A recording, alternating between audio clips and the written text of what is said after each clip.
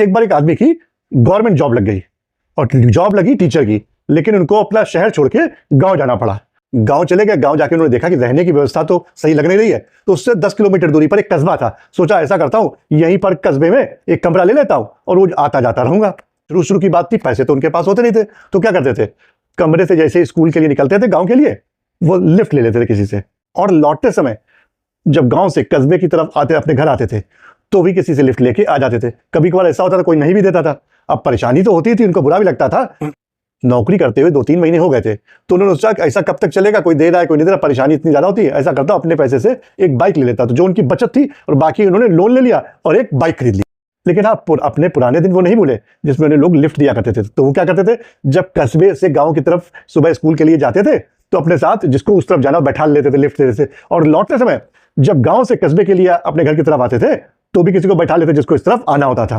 तो ज्यादातर ये होता था कि लोग उनकी गाड़ी में पीछे बैठ के जाते ही थे। तो कहने का मतलब यह है कि उनकी गाड़ी बड़ी फेमस हो गई थी, हर आदमी पहचानता था ये भाई जो बाइक है मास्टर साहब की गाड़ी है। एक दिन की बात है, जब वो सुबह स्कूल के लिए जा रहे थे तब एक आदमी ने हाथ देके उनको लिफ्ट के लिए रोका। उन्होंने उसको बैठा लिया। थोड़ी ही दूर चले थे कि उसने पीठ में उनके चाकू लगा दी, बोले गाड़ी चुपचाप हमें दे दो और निकल जाओ, नहीं तो तुम्हारी खैर नहीं।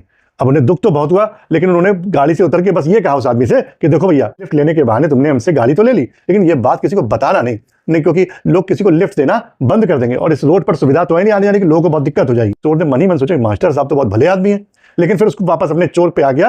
वो बोला नहीं मुझे क्या, और वो बाइक लेकर रफू चक्कर हो गया।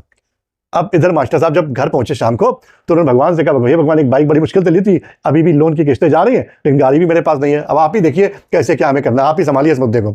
रात वो बड़ी मुश्किल से उनको नींद आई और जब सुबह जब उठे तो बाहर उन्होंने जब झांका तो उन्होंने देखा, अरे उनकी ये तो वही उनकी बाइक है, और बाइक रखी थी और बाइक में एक पर्ची चिपकी थी। उन्होंने जब पर्ची उठाई तो उसमें पर्ची में लिखा था और पढ़ते हुए मुस्कुराने लगे कि आपकी बाइक आपको मुबारक। और ये बाइक है या कोई शाहरुख खान है या कोई सेलिब्रिटी है, इसको पूरा गाँव जानता है, हर आदमी इसको जानता है बाइक को। जब कल मैंने आपकी बाइक चोरी करी उसके बाद मैं कबाड़ी के पास गया तो बोला, अरे ये मास्टर साहब की बाइक तुम कैसे लेके घूम रहे हो? तो बड़ी मुश्किल से झूठ बोल के वहां से भागे। फिर जब वहां से आगे गए तो कुछ भूख लगी, हलवाई के पास गए कुछ नाश्ता करने के लिए, तो देखा हलवाई बोला, अरे मास्टर साहब की बाइक ये क्या, तुम कैसे लियो? तो बड़ी मुश्किल से उसको झूठ बोला कि मास्टर साहब ने कुछ सामान मंगाया है। और जब वहां से निकल के आगे जा ही रहते चौराहे पर तो नाके पर पुलिस वाले मिले, अरे ये मास्टर साहब की बाइक तुम क्या लिए जा रहे हो? तो बड़ी मुश्किल से झूठ बोल के वहां से भी छूटे।